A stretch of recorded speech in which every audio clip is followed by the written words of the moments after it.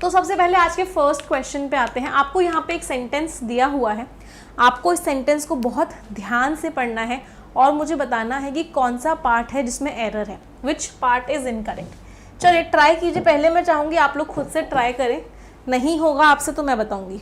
चलो try it everyone.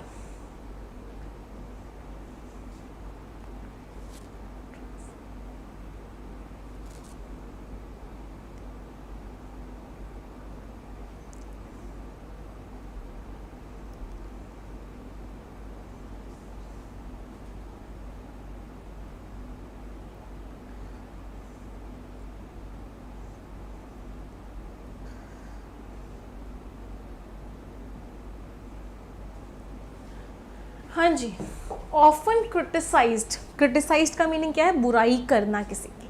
Often criticised for a conservative dressing sense. Conservative dressing sense का मतलब क्या होता है? कंजर्वेटिव ड्रेसिंग सेंस का मतलब होता है कि बहुत पुरानी तरीके का ड्रेसिंग सेंस। तो जनरली उसको क्रिटिसाइज किया जा रहा था, बुराई की जा रही थी। Conservative means Orthodox, means traditional, traditional dressing sense के लिए। अब यहाँ पे कॉन्सेप्ट क्या है, हमेशा याद रखना, ड्रेसिंग सेंस कुछ नहीं होता है। There is nothing like dressing sense. आप सेंस को ड्रेसिंग नहीं करवा सकते, तो ड्रेसिंग सेंस जैसा कुछ भी नहीं होता है। आप क्या लिखते हो? ड्रेस। सिर्फ ड्रेस भी लिख सकते हो, उसको क्रिटिसाइज किया जाता है उसकी ड्रेस के लिए। ड्रेसिंग सेंस नहीं है, ड्रेस सेंस भी लिख सकते हो। ऐसे ही एक और बहुत आदत होती है बहुत सारे लोगों के बोलने की और लिखने की, पासिंग मार्क्स। ड्रेसिंग सेंस, ये दोनों के दोनों गलत है। मार्क्स कभी पास नहीं होते हैं, सेंस कभी ड्रेस नहीं करता है। Both of them are what? Both of them are wrong. तो कभी भी ये मत पूछना मॉक टेस्ट को सॉल्व करने के बाद मैम पासिंग मार्क्स कितने हैं। पासिंग मार्क्स जैसा कुछ भी नहीं होता है। हम क्या बोलते हैं? Pass marks. हम क्या बोलते हैं? ड्रेस सेंस, या सिर्फ ड्रेस बोलते हैं। तो यहाँ पे ड्रेसिंग सेंस गलत है। सही क्या होगा? उसकी बुराई की जाती थी उसकी बहुत पुरानी तरह की ड्रेस के लिए, जिसकी वजह से वो बूढ़ी लगती थी, जितनी है उससे ज़्यादा एज की लगती थी। शी ऑप्टेड फॉर अ, उसके बाद उसने क्या ऑप्ट किया? उसके बाद उसने क्या सिलेक्ट किया? जब आप किसी की बुराई करोगे किसी काम के लिए, जब आप किसी की बुराई करोगे किसी काम के लिए, तो इंसान क्या कोशिश करेगा? इंसान कोशिश करेगा कि वो कुछ अब ऐसा कर रहा है जिसकी वजह से उसकी बुराई ना हो।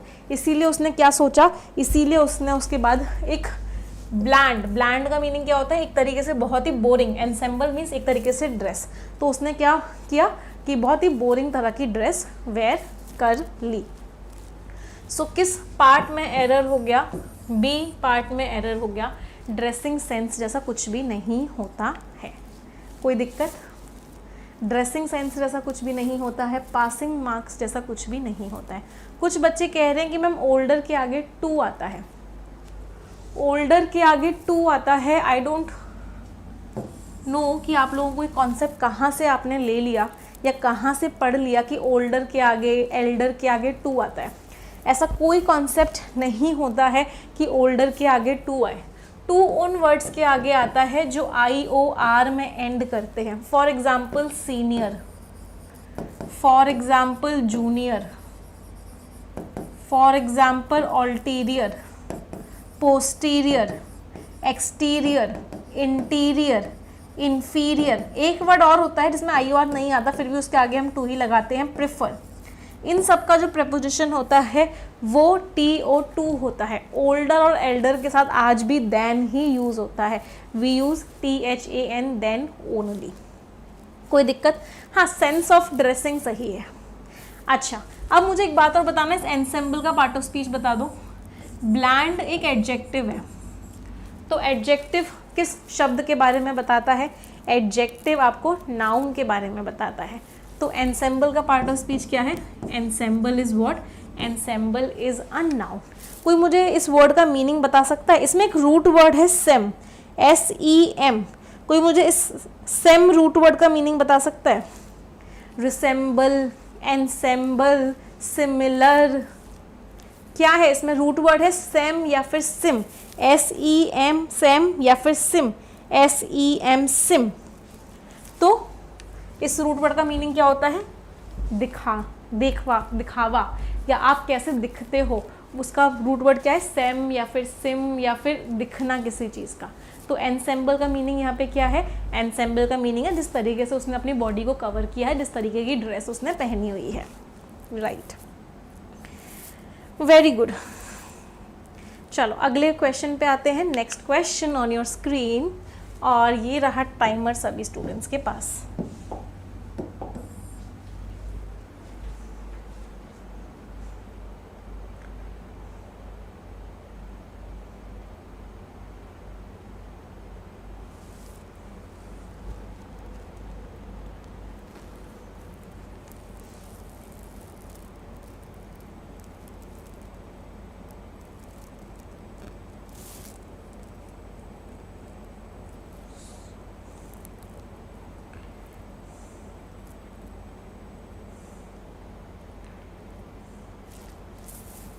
This can be your next meal. Get up to 60% off and free delivery. चलिए, तो टाइम इज अप। इस क्वेश्चन को देखते हैं। इस क्वेश्चन को करने से पहले आज का कॉन्सेप्ट नंबर 2 पढ़ लेते हैं। आज का कॉन्सेप्ट नंबर 2 क्या कहता है? अगर आपको कभी भी अ लार्ज नंबर ऑफ दिया गया हो, या आपको अ नंबर ऑफ ही अकेले क्यों ना दिया गया हो, तो इनके आगे नाउन भी प्लूरल आता है और वर्ब भी प्लूरल आती है। अ large number of, a number of बहुत ज़्यादा, इनके आगे नाउन भी प्लूरल आता है, वर्ब भी प्लूरल आती है, क्योंकि हम बहुत सारी चीज़ों की बात कर रहे हैं। For example, a large number of students are present in the class, या a number of students are present in the class. तो मैंने स्टूडेंट्स लिखा, प्लूरल नाउन लगाया, वर्ब भी प्लूरल लगाया, आर लगाया। लेकिन जब आपको अ की जगह द लग जाए, क्या लग जाए? द नंबर ऑफ, तो इसके आगे नाउन प्लूरल आएगा, लेकिन वर्ब कैसी आएगी? वर्ब सिंगुलर आएगी, इज 50। तो कॉन्सेप्ट क्या था बेटा? कॉन्सेप्ट था कि अ लार्ज नंबर ऑफ के आगे नाउन भी प्लूरल, वर्ब भी प्लूरल, जबकि द नंबर ऑफ के आगे नाउन प्लूरल लेकिन वर्ब सिंगुलर। ऐसा क्यों हुआ? क्योंकि हम यहाँ पे बहुत सारे बच्चों की बात नहीं कर रहे हैं। यहाँ पे सब्जेक्ट बच्चे नहीं है, यहाँ पे सब्जेक्ट है उनकी संख्या, और संख्या क्या है? सिंगुलर है। इसलिए हमने यहाँ पे क्या लगाया? इसीलिए हमने यहाँ पे इज लगाया। कोई दिक्कत? तो इट इज़ अ ट्रिब्यूट, ये एक ट्रिब्यूट है, ये एक रिस्पेक्ट है, ये एक ऑनर है नेहरूवियन विजन को लेके, नेहरू जी की तरह का जो विजन था उसको लेके, that a large number of institutions, कि बहुत सारे इंस्टीट्यूशंस जिनको इंडिपेंडेंस एरा के बाद क्रिएट किया गया, इंस्टीट्यूशंस, वर्ब कैसी आएगी? प्लूरल आएगी। Have withstood the test of time, उन्होंने समय को झेल लिया है, और उनमें से बहुत सारे जो हैं वो ग्लोबल स्टैंडर्ड्स तक भी पहुंच चुके हैं। So which part is incorrect? किस पार्ट में एरर हो गया? सी पार्ट में एरर हो गया। हैज़ की जगह क्या आएगा? हैज़ की जगह हैव आएगा। समझ आ रहा है सभी को? एवरीवन, येस और नो माय चैंपियंस? तो क्योंकि यहाँ पे अ लार्ज नंबर ऑफ लिखा हुआ था, ध्यान से देखिए, तो इसीलिए नाउन भी प्लूरल आया और वर्ब भी प्लूरल आई। ये क्या है? ये कुछ नहीं है, सिर्फ एडिशनल इंफॉर्मेशन है इंस्टीट्यूशंस की। जब भी किसी नाउन के आगे वर्ब की थर्ड फॉर्म आ जाए, जब भी किसी नाउन के आगे वर्ब की थर्ड फॉर्म आ जाए, तो वो कुछ नहीं होता, सिर्फ एडिशनल इन्फॉर्मेशन होती है। तो यहाँ से लेकर यहाँ तक क्या है? एडिशनल इन्फॉर्मेशन है। इस वर्ब का जो सब्जेक्ट है वो ये है, अ लार्ज नंबर ऑफ इंस्टीट्यूशंस। चलो अगला क्वेश्चन, ये रहा टाइमर।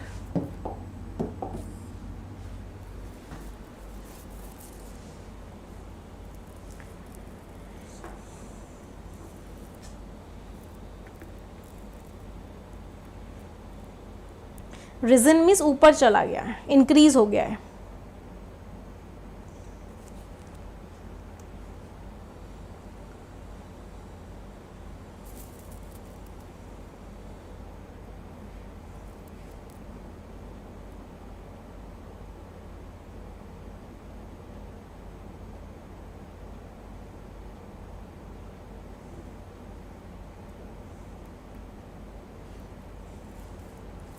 हाँ जी, इस क्वेश्चन में गड़बड़ क्या है, क्वेश्चन बड़ा ही प्यारा सा क्वेश्चन और बहुत ही इजी कॉन्सेप्ट पर बेस्ड है ये क्वेश्चन। कॉन्सेप्ट क्या है बेटा, जब भी वन ऑफ द लिखा हुआ हो, ईच ऑफ द लिखा हुआ हो, तो one of the, each of the मतलब बहुत सारों में से एक। बहुत सारों में से एक का मतलब क्या है, इसके आगे नाउन कैसा आएगा, इसके आगे जो नाउन आएगा वो प्लूरल आएगा। आप कभी भी सिंगुलर नाउन नहीं लगा सकते। वन ऑफ द के आगे, ईच ऑफ द के आगे हमेशा और हमेशा प्लूरल नाउन आता है। सो LIC जो है लगातार बढ़ा है पिछले 6 सालों में, और आज इतने सारे पॉलिसी होल्डर्स हैं, इतनी उसकी एसेट वैल्यू है, वो रैंक करता है as one of the largest insurance, one of the, तो क्या आएगा, प्लूरल नाउन आएगा। मतलब क्या आएगा, कंपनीज आएगा। वो बहुत बड़ी कंपनी बन चुका है दुनिया में। So which part is incorrect, D part is incorrect, one of the largest grown companies. अच्छा, ये समझ में आ रहा है हमने यहाँ पे मिलियंस क्यों नहीं लिखा, क्या ये बात सभी को क्लियर है? नंबर, यूनिट, नाउन, जब भी नंबर, यूनिट, नाउन आता है तो यूनिट हमेशा क्या आती है, यूनिट हमेशा सिंगुलर आती है, इसलिए हमने यहाँ पे मिलियंस नहीं लिखा। हमने यहाँ पे क्या लिखा है, हमने यहाँ पे मिलियन लिखा है। Millions will not come over here. ये भी समझ में आ रहा है यहाँ पे बिलियंस क्यों नहीं लिखा। नंबर, यूनिट, यूनिट से देख के समझ में आ रहा है किस बारे में बात कर रही है? नहीं, बिलियन को देख के नहीं समझ में आता किसकी बात हो रही है। मतलब ये यूनिट सेल्फ सफिशिएंट नहीं है। यूनिट सेल्फ सफिशिएंट नहीं होती है तो सिंगुलर फॉर्म में आती है, इसलिए यहाँ पे बिलियंस हमने नहीं लिखा है। यहाँ पे क्या आएगा, बिलियन आएगा। कोई दिक्कत किसी को यहाँ तक? कोई भी दिक्कत, दुविधा, परेशानी, एनीवन टिल हियर? नहीं है। एक रिक्वेस्ट करूँगी, 2000 बच्चे देख रहे हैं बट लाइक्स केवल 800 हैं। इतना घोर अन्याय क्यों? इफ़ 2000 स्टूडेंट्स आर वॉचिंग तो 2000 लाइक्स तो होने चाहिए। अभी के अभी सभी लोग लाइक करेंगे और शेयर करेंगे तुरंत की तुरंत, और जैसे जैसे आप लाइक करते जाएंगे बताते भी जाएंगे। Everyone, past point of time नहीं है ये, 6 डिकेड्स है बेटा, 60 सालों में पॉइंट ऑफ टाइम नहीं है ये। सिंपल पास्ट टेंस यूज नहीं होगा, बिल्कुल सही है। पास्ट 60 सालों में, दिस इज व्हाट, पूरे के पूरे 60 सालों में पीरियड ऑफ टाइम है। It is not point of time, period of time है, इसीलिए यहाँ पे परफेक्ट टेंस आया है। चलो अगला क्वेश्चन, और ये रहा टाइमर सभी के लिए।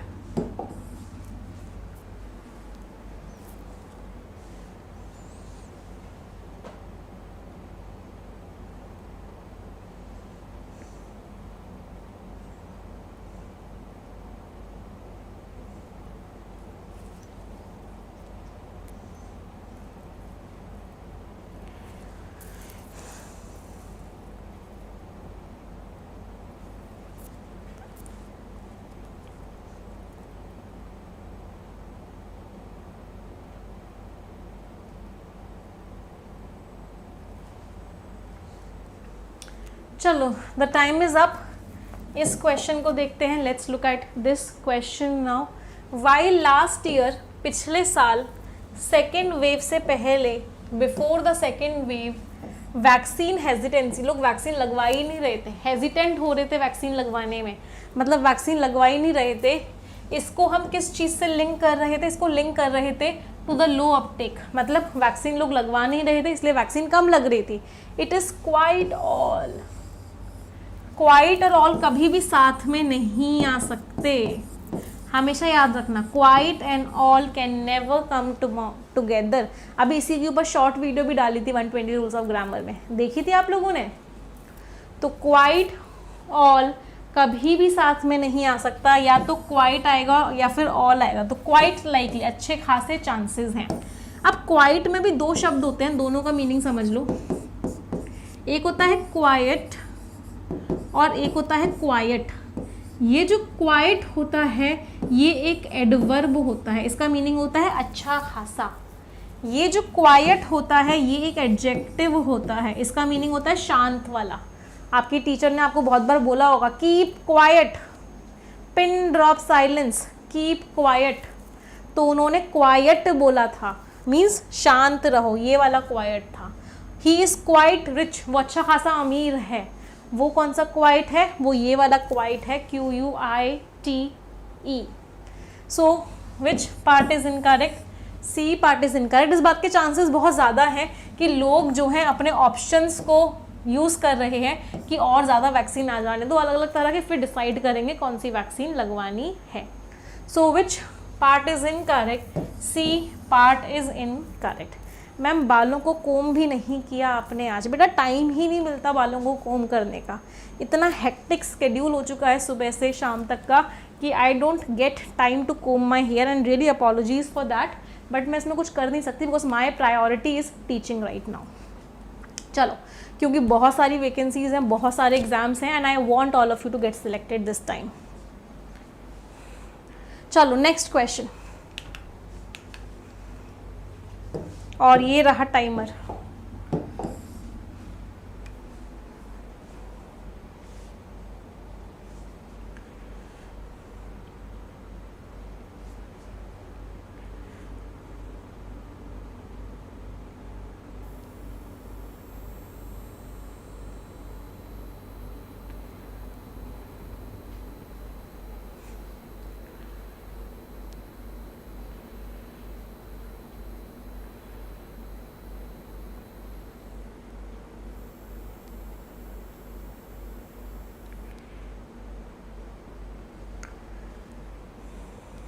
चलिए द टाइम इज अप। इस क्वेश्चन को देखते हैं क्या गड़बड़ है इस क्वेश्चन में। Let's read it.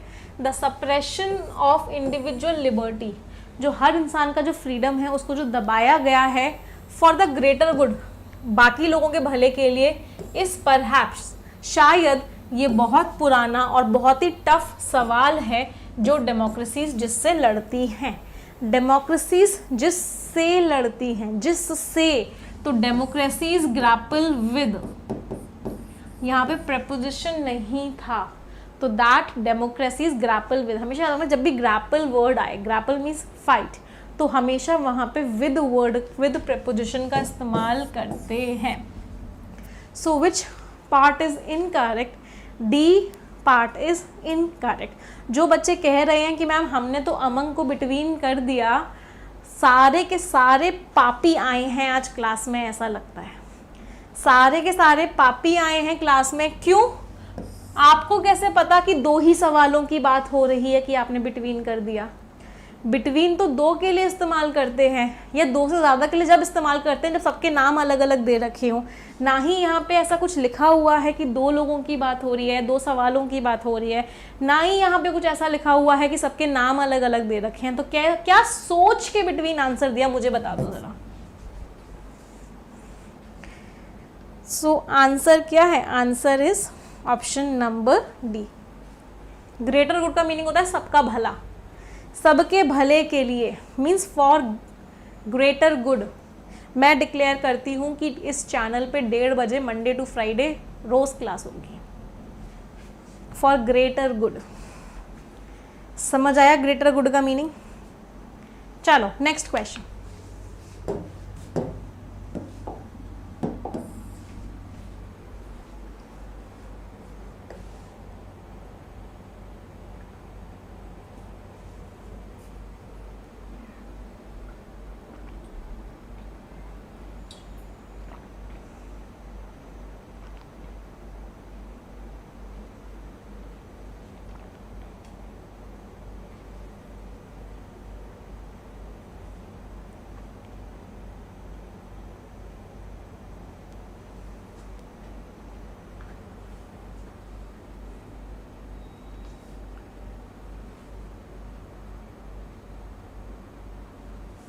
चलिए let's look at this question now.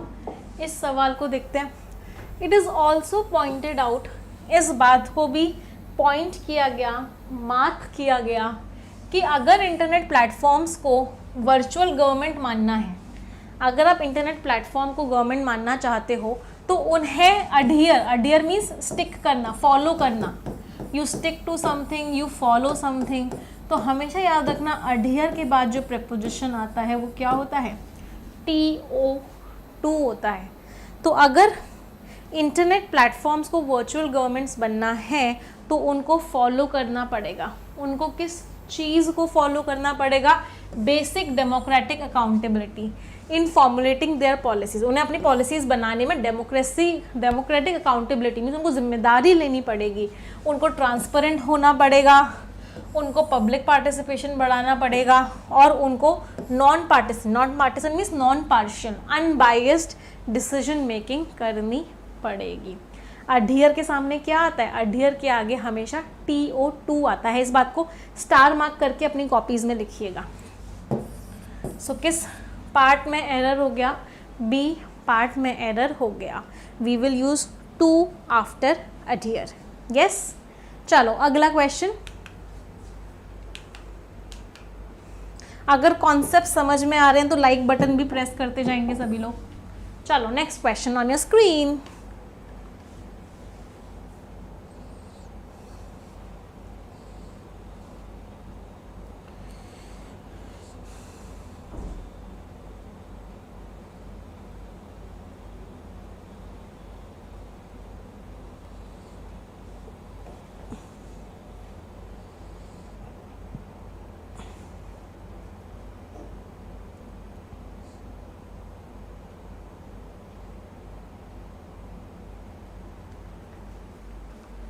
Time is up.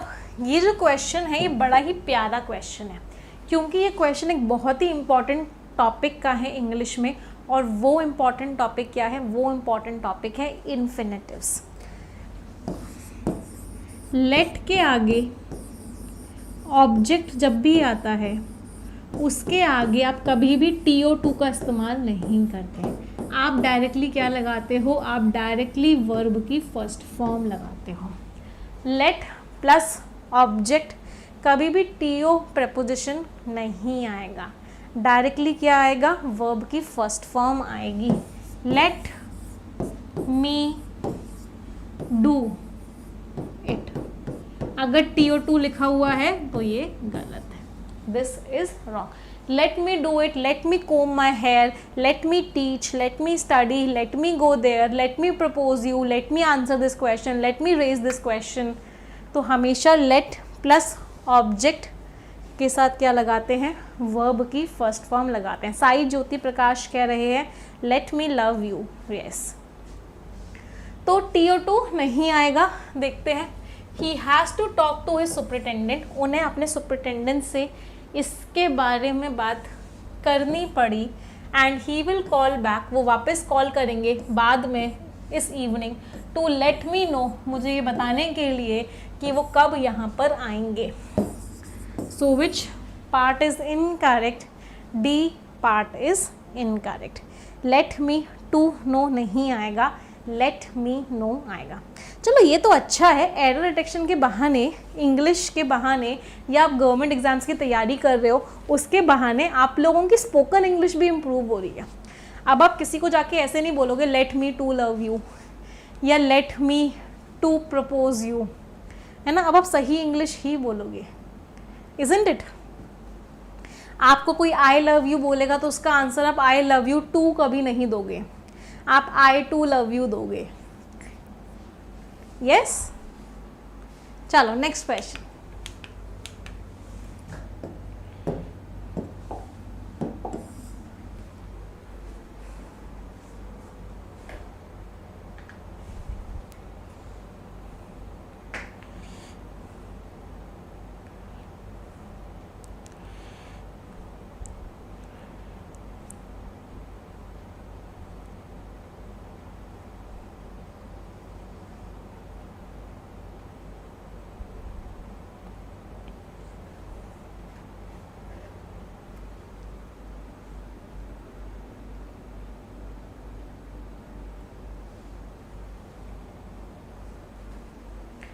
हाँ जी, क्या गड़बड़ है इस क्वेश्चन में, ई रिक्शाज जो सड़कों पे चल रहे हैं, जिनके पास वैलिड या फिर रिन्यूड नया फिटनेस सर्टिफिकेट्स नहीं है, इससे क्या होगा, ट्रैफिक कंजेशन हो जाएगा।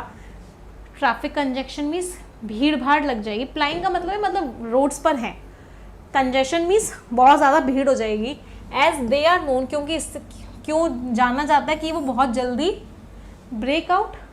ब्रेकआउट का तो मीनिंग फैलना होता है बेटा। हमारे मोहल्ले में लड़ाई, ब्रेकअप क्यों लिख दिया मैंने, लड़ाई शुरू हुई थी दो आंटियों के बीच में और फिर वो लड़ाई ब्रेकआउट कर गई। ब्रेकआउट का मतलब क्या है, पूरी कॉलोनी उसमें इन्वॉल्व हो गई। ब्रेकआउट इज व्हाट, फैल गई, आग की तरह फैल गई, स्प्रेड कर गई, बीमारी फैल गई, ब्रेकआउट कर गई। ब्रेक डाउन का मीनिंग क्या होता है कि खराबी आ जाना, मैकेनिकल फॉल्ट आ जाना। किसी चीज़ में क्या हुआ है, कोई मैकेनिकल फॉल्ट आ गया है, कोई खराबी आ गई है। तो ई रिक्शे की बात हो रही है, तो ई रिक्शे में क्या होगा, ई रिक्शा में खराबी आएगी। तो यहाँ पे ब्रेक आउट नहीं आएगा, यहाँ पे क्या आएगा, ब्रेक डाउन आएगा। So which part is incorrect, D part is incorrect. Ma'am के दिमाग में ब्रेकअप चल रहा है। हाँ, अभी अभी मैंने एक बच्चे का मेल पढ़ा था कुछ टाइम पहले। उस बच्चे ने अपनी पूरी ब्रेकअप स्टोरी बताई हुई थी। वो बच्चा 10 साल से रिलेशनशिप में था और जो उसकी गर्लफ्रेंड है उसका CPO में किसी में सिलेक्शन हो गया था and it was a story. तो इसलिए मेरे दिमाग में ये चल रहा है और अब ब्रेकअप भी हो गया है। हाँ, एंड ही वाज लाइक कि मैम मुझे हर हालत में बैंकिंग का एग्ज़ाम क्लियर करना ही करना है। सो किस पार्ट में एरर हो गया, डी पार्ट में एरर हो गया। चलो अगला क्वेश्चन सभी का होमवर्क क्वेश्चन है। सभी लोग मुझे इस क्वेश्चन का आंसर कमेंट सेक्शन में बताएंगे एंड आई होप सबको पता है, जो जो बच्चे कमेंट करते हैं उनमें से कुछ बच्चों को सिलेक्ट करके वोकैब प्रोडिजी की बुक या 120 रूल्स ऑफ ग्रामर की बुक, नहीं 120 रूल्स ऑफ ग्रामर की तो अभी नहीं मिल पाएगी, बहुत टाइम से आउट ऑफ स्टॉक चल रही है। मोस्ट प्रोबेबली आज शाम तक या कल तक आ भी जाए, बट अभी तो वोकैब प्रोडिजी आपको मिल जाएगी। जो बच्चे सही आंसर कमेंट करेंगे उनमें से कुछ बच्चों को सिलेक्ट करके। सबसे पहले तो मैं पिछली क्लास के विनर्स का नाम बता देती हूँ। तो पिछली क्लास में जिन बच्चों ने आंसर सही दिया था उनका नाम है निकिता कुमारी एंड हेमंत। तो निकिता कुमारी और हेमंत मुझे एक मेल करेंगे, एक स्क्रीनशॉट भेजेंगे कि वो कमेंट उन्हीं ने किया था, तो टीम उनको कांटेक्ट करके उनकी बुक पहुंचा देगी। ठीक है, चलो तो आज का सेशन यहीं एंड करते हैं एंड आई होप सभी को पता है स्पोकन इंग्लिश का महासंग्राम 3.0 लॉन्च हो चुका है। 10 सितंबर से इसकी क्लासेस हैं। आज 20% आपको डिस्काउंट मिल जाएगा अगर आप इसको लेते हो तो। और इम्पॉर्टेंट बात ये है कि 21 इसमें आपको लाइव जूम सेशंस मिलेंगे, 21 मेरे लाइव सेशंस मिलेंगे। इसके अलावा आपको अराउंड 60+ रिकॉर्डिंग्स मिलेंगी। आपको 3 मंथ्स की वैलिडिटी मिलेगी। स्पोकन, रिटन सब चीज़ों पे हम फोकस करने वाले हैं। जूम सेशंस होंगे जहाँ पे आप फेस टू फेस बात कर पाओगे। मेरी लाइव क्लासेस भी होंगी। तो ये बहुत सारी चीज़ें आपको स्पोकन इंग्लिश के कोर्स में मिलने वाली है। तो जितने भी अभी तक जो मुझसे कंप्लीट ग्रामर पढ़ना चाहते हैं, कंप्लीट सेंटेंस फॉर्मेशन पढ़ना चाहते हैं, सेंटेंस कैसे बनाते हैं, कहाँ पे क्या आता है, कंप्लीट ग्रामर सीखना चाहते हैं, कंप्लीट मुझसे बोलना कैसे, बोलते कैसे हैं, दिमाग में इंग्लिश कैसे सोचते हैं, ये सब सीखना चाहते हैं, वो स्पोकन इंग्लिश का महासंग्राम 3.0 को ज्वाइन कर सकते हैं आज के आज। ये ऑफर आज रात 12 बजे तक है। इसके बाद भी डिस्काउंट मिलेगा 10 तारीख से पहले तक, बट 10% मिलेगा। और अगर आज रात के 12 बजे से पहले ले लेते तो 20% का मिल जाएगा। कोई भी डाउट हो, कोई भी क्वेरी हो इसके रिगार्डिंग, आप इस नंबर पे व्हाट्सएप करके पूछ सकते हैं। ये कोर्स आपको निमिषा बंसल एप्लीकेशन पे मिलेगा। ठीक है, जो बच्चे बैंकिंग एग्जाम्स की तैयारी कर रहे हैं, जो मेरे परफेक्शन बैच में आना चाहते हैं, परफेक्शन 4.0, वो आज के आज अनअकैडमी लर्निंग एप्लीकेशन पे जाके सब्सक्रिप्शन ले लेंगे और परफेक्शन की क्लासेस में आना स्टार्ट कर देंगे। 12 या 24 महीने में से कोई भी एक सब्सक्रिप्शन आप ले सकते हो। सबसे सस्ता आपको 24 महीने का पड़ता है। आइकॉनिक लोगे आपको बुक्स भी मिल जाएंगी। जैसे ही सब्सक्रिप्शन लो 8:30 बजे परफेक्शन 4.0 में आना स्टार्ट कर देना। कोई भी डाउट हो, कोई भी क्वेरी हो तो पूछ लेना। ठीक है, ये टेलीग्राम चैनल ज्वाइन कर लो, इसमें आपको कंप्लीट PDF मिल जाएगी। फीस बेटा 2000 है, 20% का डिस्काउंट मिल जाएगा, 1600 रुपये का पड़ेगा। 1600 रुपये का 3 महीने, वो भी Zoom sessions, live to live, face to face sessions, हफ्ते में 2, सारी चीज़ें करवाई जाएंगी। चलो, तो आज का सेशन यहीं एंड करते हैं। 3 सेंटेंसेस सभी लोग मिलके बोलेंगे, 1 2 3 and go. English is a very easy language. I am very good at English and I'll definitely get my dream job. Thank you everyone. Bye bye. Take care. Stay blessed and tata.